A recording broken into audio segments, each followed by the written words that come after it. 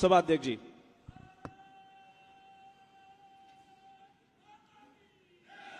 भारत माता की।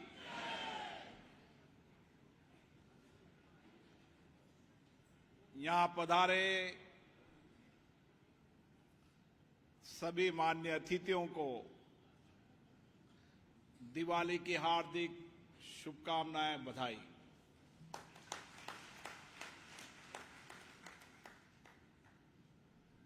दिवाली का ये पर्व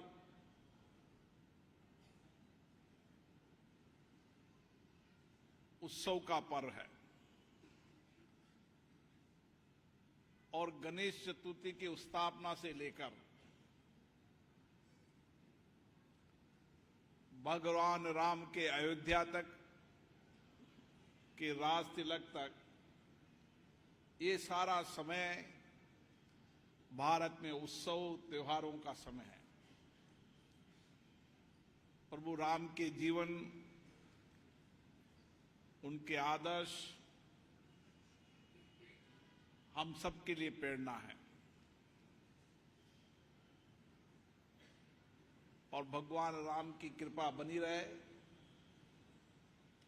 माता लक्ष्मी की कृपा सब पर बनी रहे, सबके जीवन में समृद्धि आए, खुशहाली आए, प्रगति आए। सबके सामूहिक प्रयासों से हर व्यक्ति के जीवन में उजाला हो, ऐसी हम मां के चरणों में प्रार्थना करते हैं। साथियों, भारत के प्रधानमंत्री माननीय नरेंद्र मोदी जी ने इस देश के अंदर 140 करोड़ लोगों के प्रयासों से ये भारत आत्मनिर्भर बने। हम सब लोग अपने जीवन में स्वदेशी अपनाएं, स्वदेशी का उत्पादन करें और ये संकल्प, ये विचार देश के हर व्यक्ति का संकल्प हो। जब हमारी सामूहिक शक्ति होगी, सामूहिक प्रयास होगा, तो भारत का सामर्थ्य भी बहुत है और भारत के नौजवानों की बौद्धिक क्षमता, नया सोच, नया चिंतन, नया इनोवेशन कितनी बड़ी ताकत है कि हम आत्मनिर्भर भी बनेंगे और दुनिया के अंदर भारत के प्रोडक्ट को, भारत के उत्पादन को बेचने में सक्षम भी होंगे। लेकिन सबसे पहले हमें हमारे जीवन के अंदर स्वदेशी को अपनाना चाहिए। हमारा प्रयास होना चाहिए, संकल्प होना चाहिए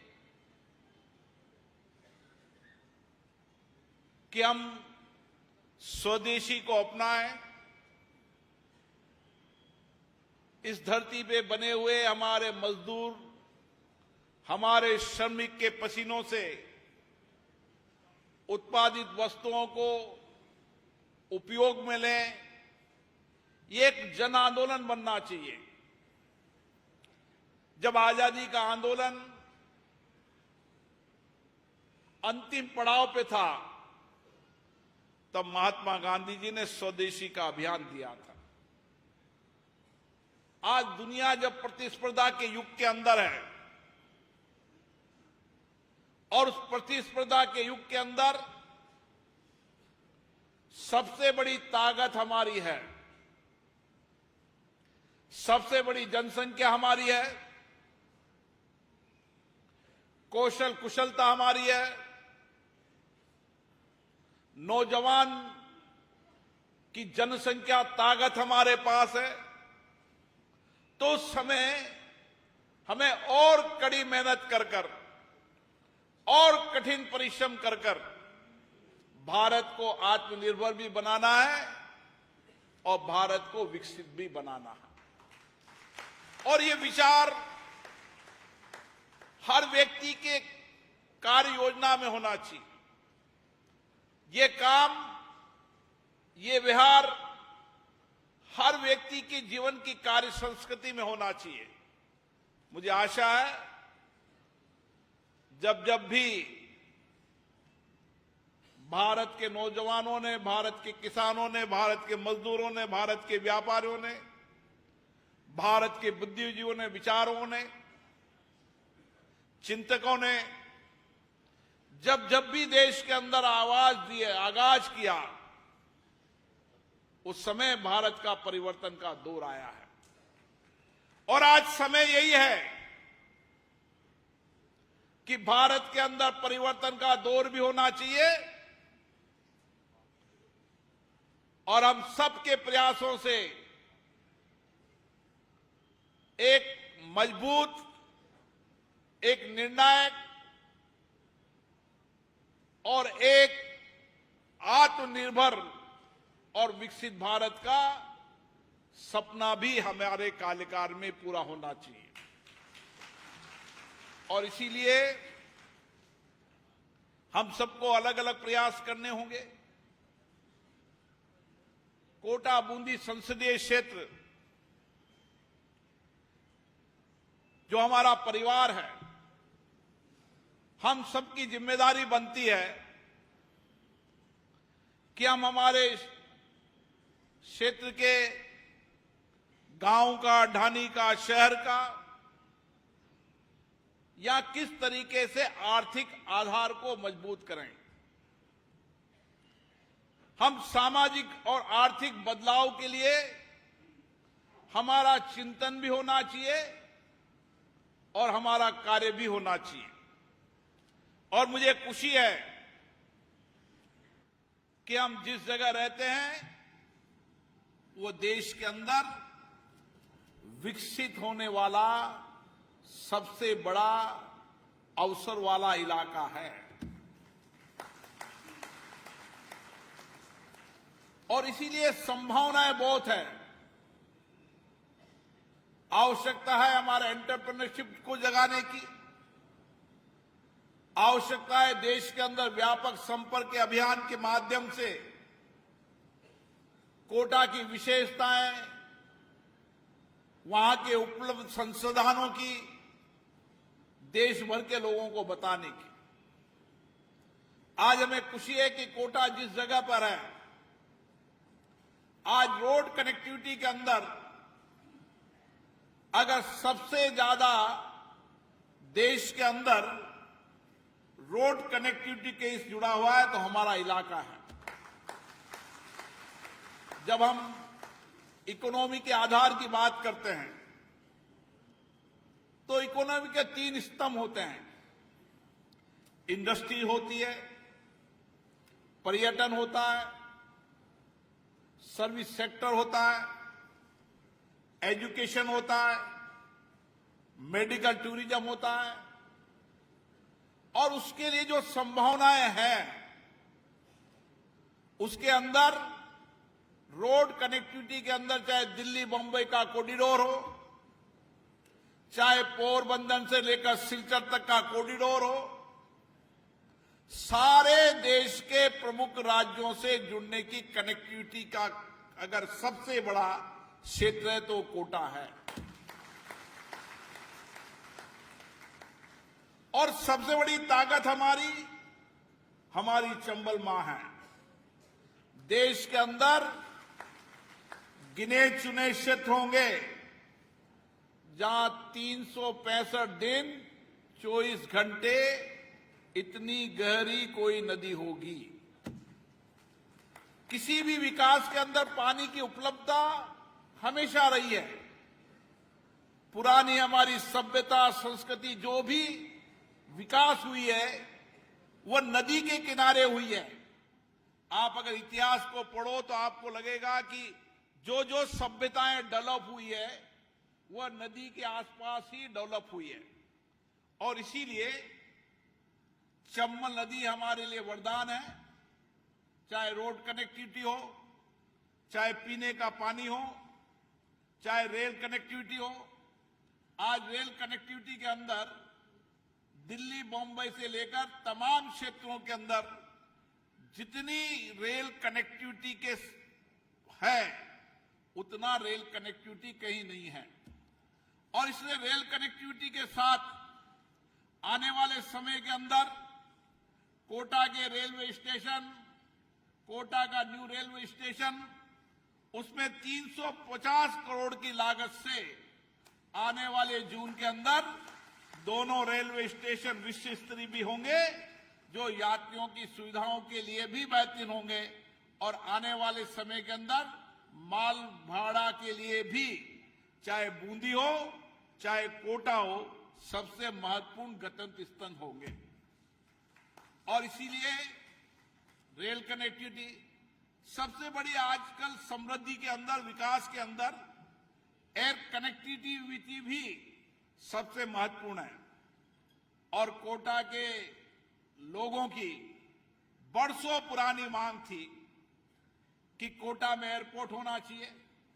हमें भी, जब भी हम कोई उद्योगपति से चर्चा करते थे, इंडस्ट्रीज वाले से काम करते थे, कोचिंग वालों से करते थे, मेडिकल वालों से बात करते थे, तो एयर कनेक्टिविटी आजकल सबसे बड़ा साधन हो गया।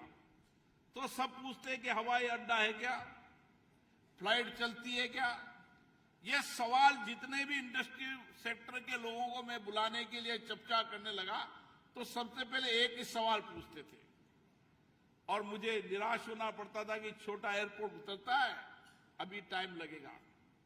लेकिन मैं माननीय प्रधानमंत्री जी को धन्यवाद देता हूं, माननीय मुख्यमंत्री जी को भी धन्यवाद देता हूं कि सारी अवरोधक रुकावट होने के बाद भी, मैं कोई पॉलिटिकल आरोप नहीं लगा रहा, लेकिन अगर पिछली सरकार 1.5 साल पहले भार रहित भूमि दे देती तो आज एयरपोर्ट का 75% काम पूरा हो चुका था।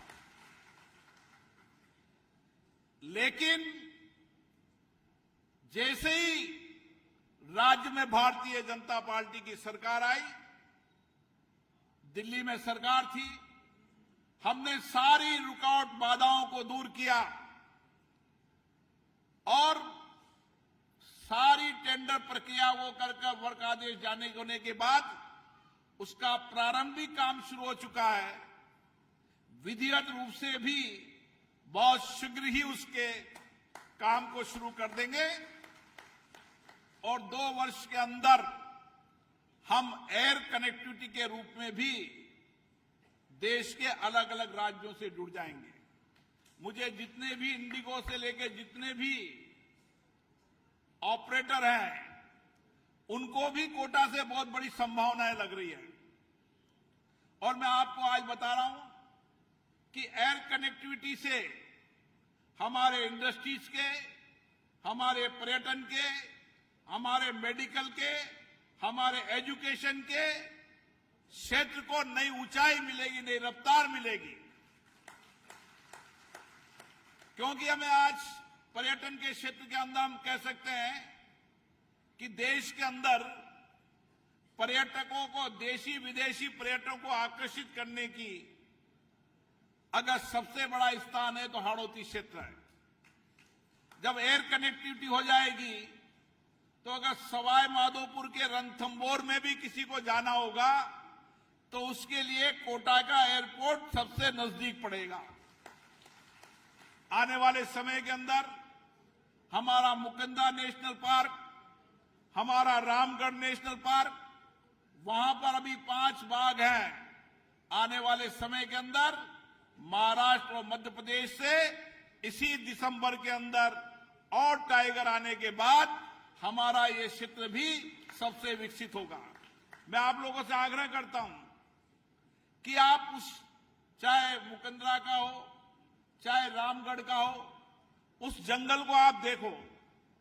वहां टाइगर भी है, चीते भी हैं, पैंथर भी है, भालू भी है और ऐसे ऐसे पक्षी हैं जो आपको कभी देखने को नहीं मिलेंगे।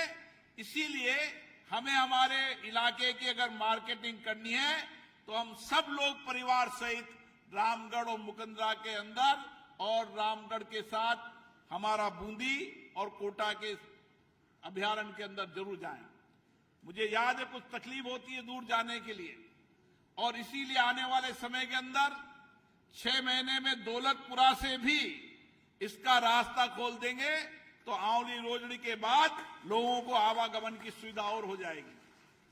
और इसलिए पर्यटन की संभावनाओं को देखते हुए जो भी पर्यटक स्थल है, चाहे हमारा गरुड़ या महादेव हो, चाहे किशोर सागर तालाब हो, चंबल रिवर फ्रंट हो, हमारे जितने भी पर्यटक स्थल हैं, हमारे चंबल गार्डन हो, भीतिया कुंड हो, सिटी पार्क हो, आने वाले समय के अंदर जितने भी पर्यटक स्थल हैं, चाहे संविधान पार्क होगा तो देश का सबसे बड़ा संविधान पार्क भारत का कोटा में होगा।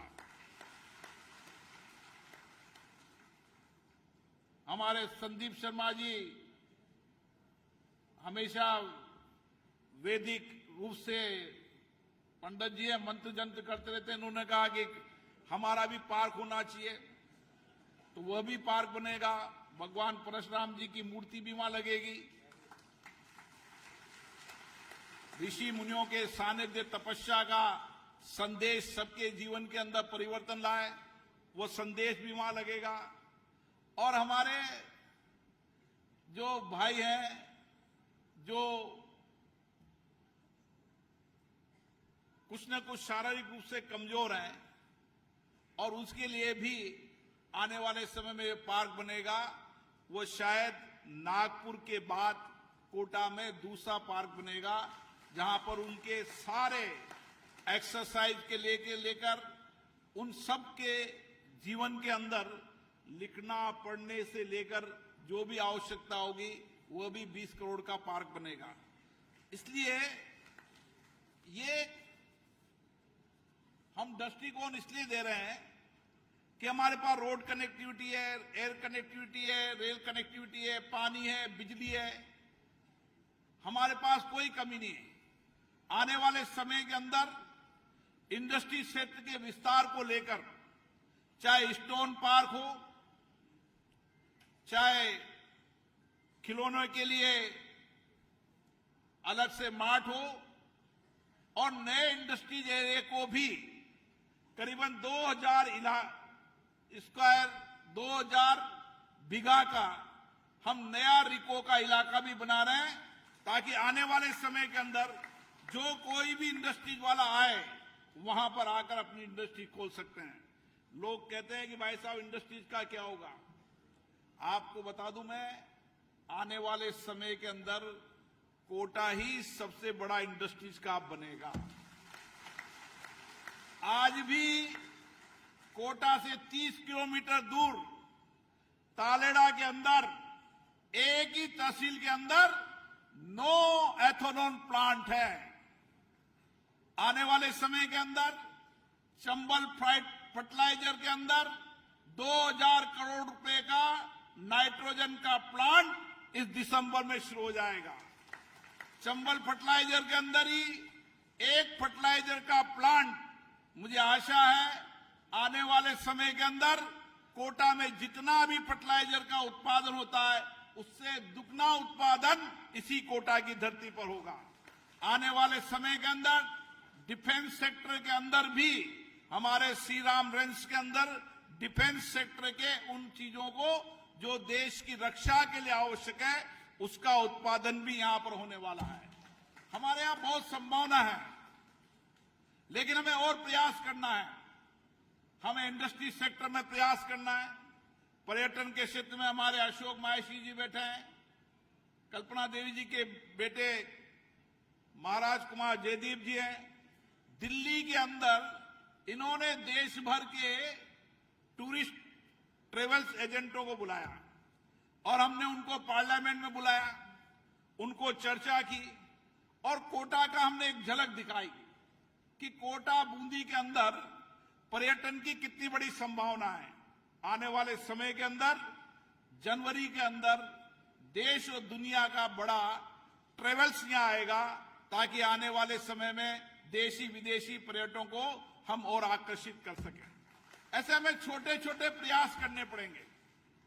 हमारे छोटे छोटे प्रयासों से हम इंडस्ट्री सेक्टर के अंदर, पर्यटन सेक्टर के अंदर, और मैं आज कह रहा हूं आने वाले समय के अंदर ये कोटा मेडिकल का सबसे बड़ा हब होगा।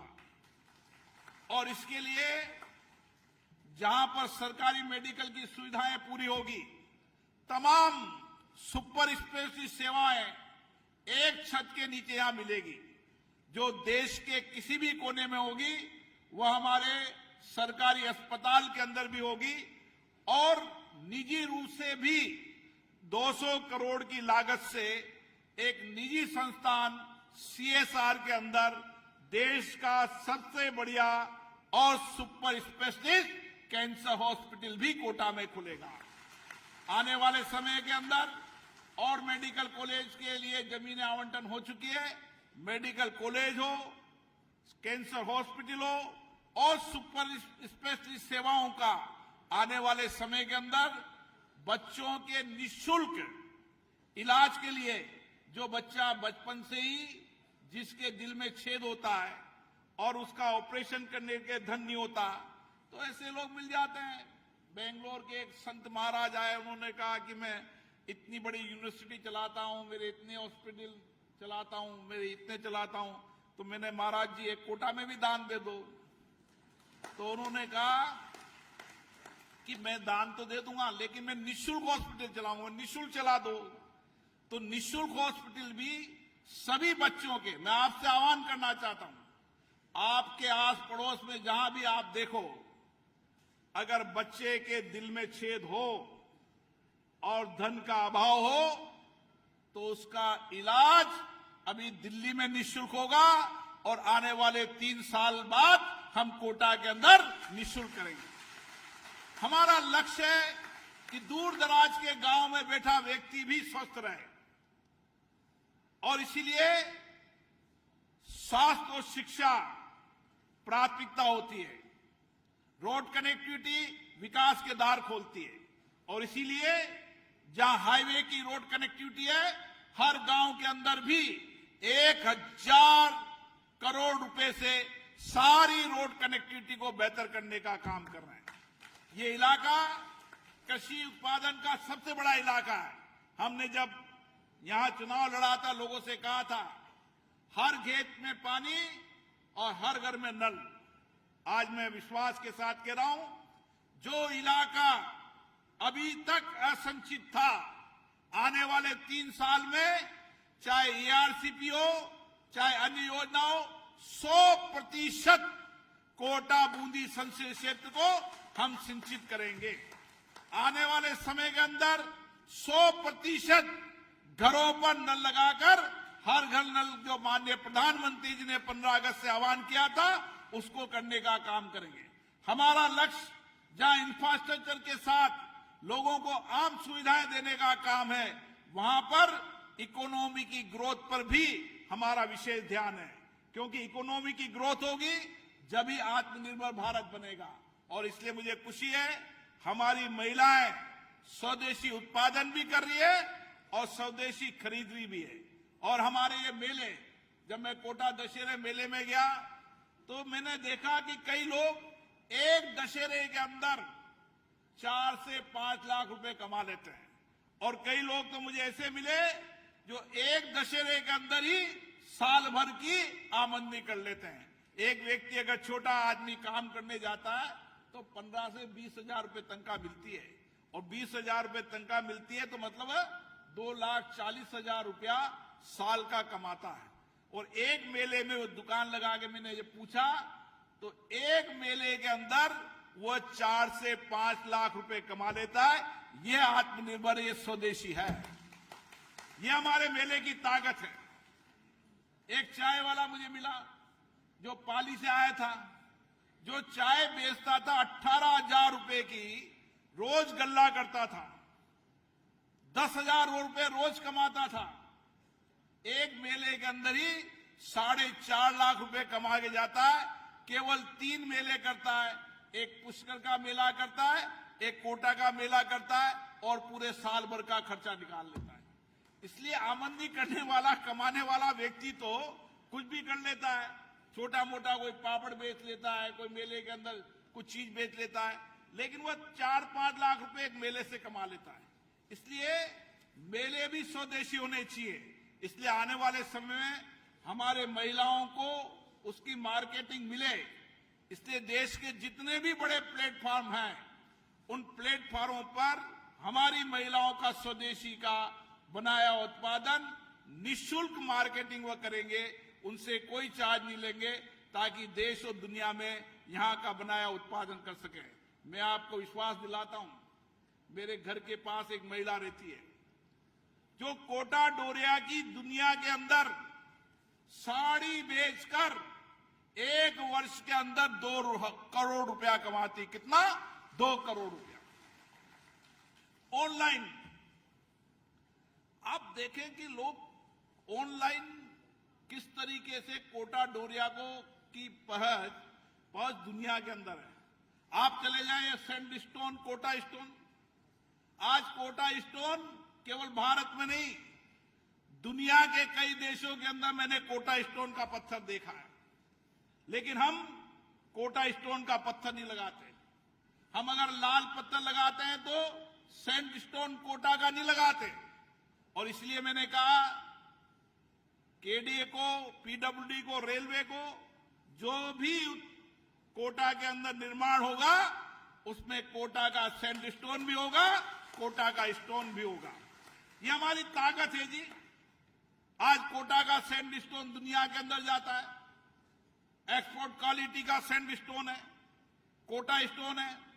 इसलिए स्टोन पार्क भी हमने बनाया है। आने वाले इस समय में हम स्टोन पार्क की जगह जगह मार्केटिंग करने के लिए यहां पर देश भर के लोगों को बुलाएंगे, ताकि हमारे स्टोन की और पहुंच बन सके और व्यापार मिल सके। क्योंकि आज जमाना मार्केटिंग का है, इसलिए हमें मार्केटिंग करने के इन संसाधनों की ओर बढ़ना पड़ेगा। मेरा विश्वास है, चाहे पर्यटन का क्षेत्र हो, चाहे हेल्थ का सेक्टर हो, चाहे इंडस्ट्री का सेक्टर हो, एजुकेशन के रूप में भी हम जहां पर बैठे हुए एलएन का कैंपस है, इस एलएन की पहचान दुनिया के अंदर है। मैंने दुनिया के देश के जितने भी कोचिंग वाले उन सबसे चर्चा की है। आज नहीं तो कल कोटा ही एक ऐसा स्थान है जहां हर बच्चा सुरक्षित है, जहां हर बच्चे को परिवार का जैसा व्यवहार मिलता है, परिवार की तरह हम पालते हैं। और इसीलिए आने वाले समय के अंदर कुछ लोगों ने जानबूझकर योजनाबद्ध तरीके से कोटा को बदनाम करने का प्रयास किया। लेकिन मैं खुले मन से कहता हूं कि कोटा में जो बच्चा आता है हमारा बेटा और बेटी है, उसको अच्छे संस्कार, अच्छे विचार, अच्छी शिक्षा मिले, ये हम सबका कर्तव्य बनता है। इसलिए हमारा और प्रयास होगा कि हम देश और दुनिया के बड़े विश्वविद्यालय और मेडिकल कॉलेज और संस्थान यहां पर लाए, ताकि एजुकेशन हब के रूप में जो हमारी पहचान है, उस पहचान को और आगे बढ़ाने का काम करें। आप सोचते हैं, जब मैं पार्लियामेंट में बैठता हूं तो बैठने के बाद सब जगह चिंतन करता है। इंडस्ट्री सेक्टरों के लिए भी बात करते हैं, पर्यटन के लिए भी बात करते हैं, मेडिकल के लिए भी बात करते हैं। ये अशोक माहेश्वरी जी बैठे हैं। हमेशा पार्लियामेंट में जो कोई भी आता है, सबका अपना अपना संसदीय क्षेत्र होता है। मानो कोई मंत्री होगा तो उसको अपना संसदीय क्षेत्र बनेगा। मैं यहां पैदा हुआ हूं, जो कुछ भी दिया है कोटा की धरती ने दिया है। सामाजिक राजनीतिक जीवन यहां गुजारा है, सब कुछ यहीं रहना है। इसलिए हर कठिन परिश्रम हमेशा किस तरीके से कोटा का विकास हो सके, कोटा का आर्थिक, सामाजिक, सब तरीके से अब कैसे आगे बढ़ा सकते हैं, इसके लिए चिंतन भी करते हैं और लगातार प्रयास भी करते हैं। आप निश्चित रहिए, 3 साल बाद इस कोटा के अंदर, चाहे एजुकेशन के सेक्टर में, चाहे मेडिकल के सेक्टर में, चाहे पर्यटन के क्षेत्र में, चाहे इंडस्ट्रीज के सेक्टर के अंदर, चारों सेक्टर के अंदर हम नए कीर्तिमान हासिल कर एक आर्थिक बाजार अवसर करेंगे और लोगों के रोजगार के अवसर सृजन करने का एक बेहतरीन काम करेंगे। हमारा प्रयास यही है कि आत्मनिर्भर भी हो, स्वदेशी भी हो। इसीलिए फरवरी के अंदर फिर डिफेंस का एक्सपो लगाएंगे ताकि हमारे छोटे लघु एमएसएमई सेक्टर में काम करने वाले लोग यहां पर उनसे प्रेरणा लेकर डिफेंस के सेक्टर के आइटम बनाने का काम करें। आने वाले समय में एग्रो बेस जितने भी देश और दुनिया के अंदर जो बेहतरीन काम कर रहे हैं उन सबको कोटा बुलाएंगे ताकि हम नई तकनीकी की खेती कर सकें। कोटा के अंदर जितना पानी बिजली है देश और दुनिया के अंदर नहीं है। इसी पशुपालन को लेकर हमारी महिलाओं ने उजाला योजना के तहत यहां पर पशुपालक बनकर 1 लाख लीटर दूध उत्पादन कर 10 से 25 हजार रुपया कमाने का काम हमारी महिला पशुपालक ने किया है। आने वाले समय में इस हमारे डेयरी सेक्टर को भी बहुत बड़ी संभावना है। जितना पानी, घास, जितनी संभावना है कोटा में उतनी कई संभावना नहीं है। इसलिए हमें इस दिशा और दृष्टिकोण के ऊपर काम करना चाहिए। इसीलिए आने वाले समय के अंदर मदर डेयरी भी यहाँ प्लांट लगाएगी और मदर डेयरी यहाँ की जो सब्जियां हैं उसको प्रोसेस कर दिल्ली और बंबई का मार्केट में भेजने का काम करेगी ताकि हमारे किसान आत्मनिर्भर हो सके, हमारे किसान के सब्जी के उचित दाम मिल सके। इस दृष्टिकोण से भी काम किया है और अगले साल मदर डेयरी का प्रोसेस प्लांट भी यहां पर शुरू हो जाएगा। चाहे डेयरी का भी होगा और सब्जियों का प्रोसेस प्लांट भी होगा। इस तरीके से हमारी कोशिश है कि तमाम इलाके के अंदर, आज मैं कह सकता हूं कि हमारे एमएलए साहब बैठे हैं, कई कॉलोनियां ऐसी है जहां पीने का पानी नहीं है। आने वाले समय के अंदर 350 करोड़ रुपए की लागत से शहर के हर इलाके के अंदर जहां चंबल नदी किनारे रहकर भी लोग प्यासे थे उनके घर तक नल पहुंचाने का काम करेंगे। सारी कॉलोनी के अंदर चाहे रोड हो, नाली हो, पीने का पानी हो, बिजली हो, हमारी प्राथमिकता है पहले यह है कि जहां पर लोग रहते हैं उनको मूलभूत सुविधाएं मिले।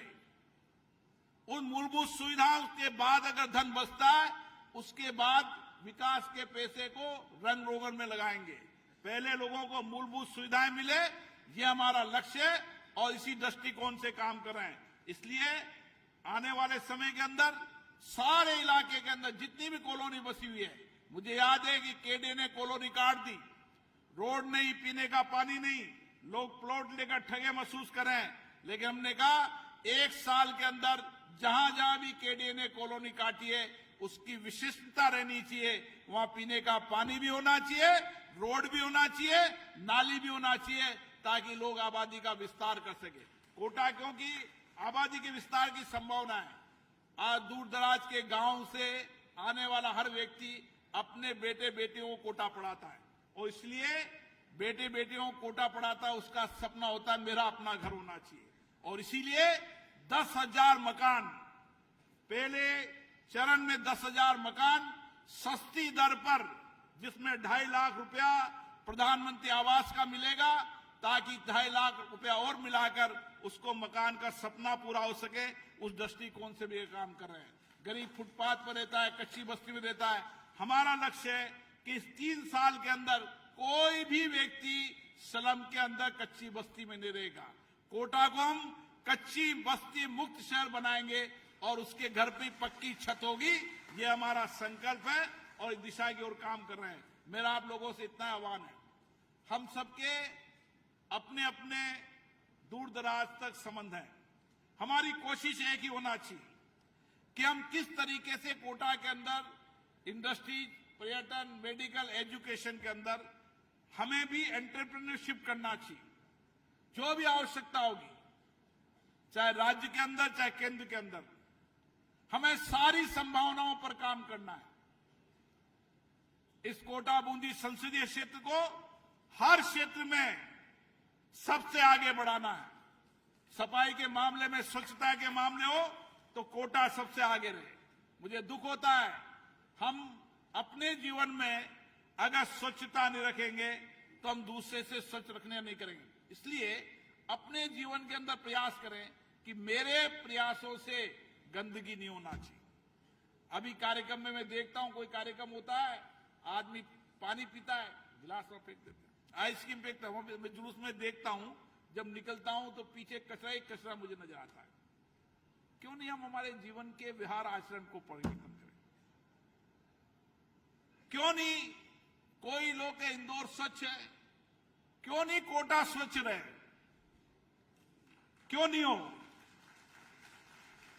हम हर पैरामीटर के अंदर भारत के हर प्रदेश से प्रतिस्पर्धा करने का सामर्थ्य हम में है। ये शहर संवेदना का शहर है। ये शहर सामाजिक राजनीतिक जागृत शहर है।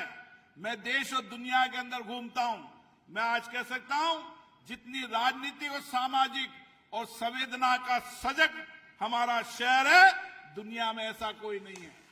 और इसीलिए हमें हर पैरामीटर के अंदर, जो दुनिया और देश के पैरामीटर है, उस पैरामीटर के अंदर, चाहे स्वच्छता के अंदर हो, चाहे वायु प्रदूषण के अंदर हो, हर पैरामीटर के अंदर जब लोग पढ़े तो कोटा का नाम पढ़े तो उन सबको लगे कि कोटा एक शहर है जहां रहने की स्वच्छता है, जहां पोल्यूशन कम है।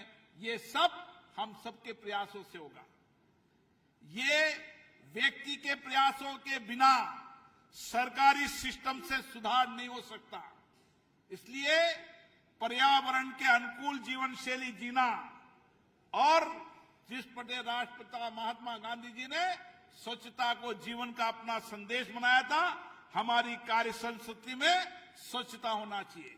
मैं आपसे यह आग्रह करता हूं कि आने वाला भविष्य हमारा है, और इस भविष्य के लिए हमें और कठिन परिश्रम करनी होगी, और कठिन मेहनत करनी होगी, और कठिन परिश्रम करेंगे। लेकिन स्वदेशी अपनाएंगे भी और आत्मनिर्भर भारत भी बनाएंगे। भारत के विकास में हमारा भी योगदान हो। स्वदेशी के अंदर हमारे पैरामीटर देश के अंदर सबसे ऊपर हो।